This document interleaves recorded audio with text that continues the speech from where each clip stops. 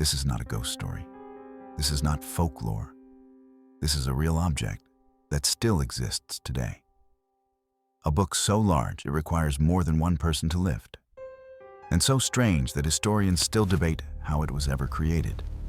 Its name is the Codex Gigas. The Codex Gigas was created in the early 13th century.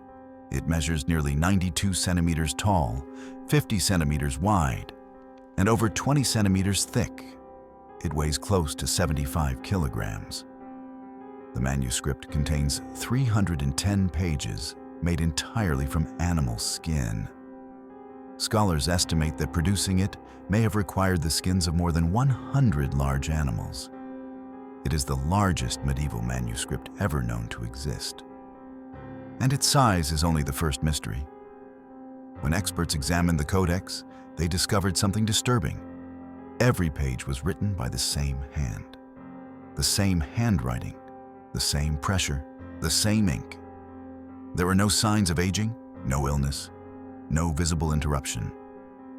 Based on calligraphy analysis, scholars estimate it would take between 20 and 30 years to complete this book. The question is not how it was written. The question is how one human could endure it. On page 290, the manuscript changes completely. An entire page is devoted to a single image: Satan. No explanation, no text. The devil faces forward, calm, still, and unsettling. Directly opposite this image is a full-page depiction of heaven, good and evil, facing each other. This was not decorative, it was intentional. The pages surrounding the devil appeared darker than the rest of the book. This was not caused by ink. For centuries, readers stopped on this page. They stared longer. They hesitated. Repeated exposure to light slowly darkened the vellum. Fear left a physical mark. Originally, the codex contained 320 pages. Today, 12 are missing. They were deliberately removed. No record explains who removed them or why. Were they rituals, confessions, or something never meant to survive? No one knows. During the Middle Ages, a legend began to spread. A monk named Hermann the Recluse. He broke his sacred vows. His punishment was severe: to be sealed alive inside a monastery wall. To save his life, he made an impossible promise: I will write the greatest book ever created in a single night. As midnight arrived, he realized the truth. It could not be done. So he prayed, not to God, but to the devil.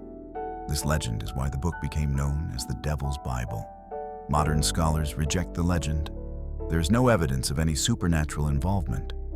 The book was written by a human being, and yet science also confirms that sustaining this level of work for decades is extraordinary.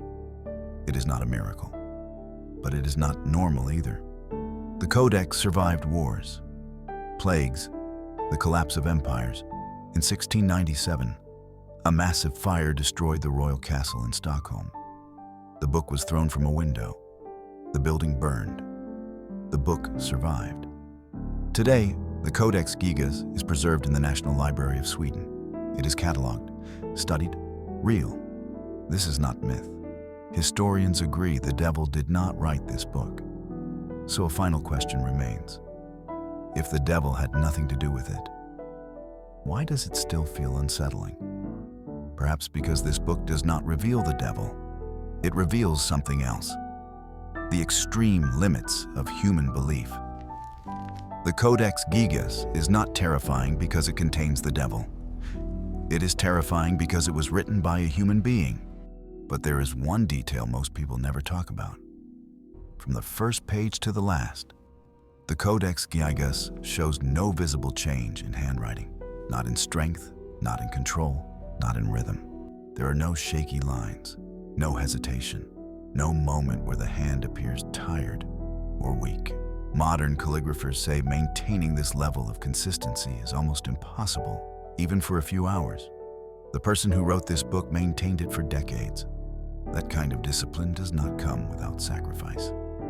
Historical records tell us nothing about the scribe's daily life, nothing about his health, nothing about his struggles, Nothing about how he died. The book survived him.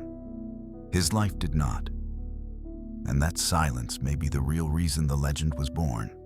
Not because people truly believed the devil helped him, but because they could not accept what a human being was capable of enduring alone. There is also something else. The pages near the devil's image are darker than the rest of the manuscript. This darkness was not caused by ink. It was not caused by fire. For centuries, readers stopped on that page longer than anywhere else. They stared, they hesitated, and many of them turned back. Repeated exposure to light slowly darkened the parchment. Fear left a physical trace. Then there are the missing pages. The Codex originally contained 320 pages.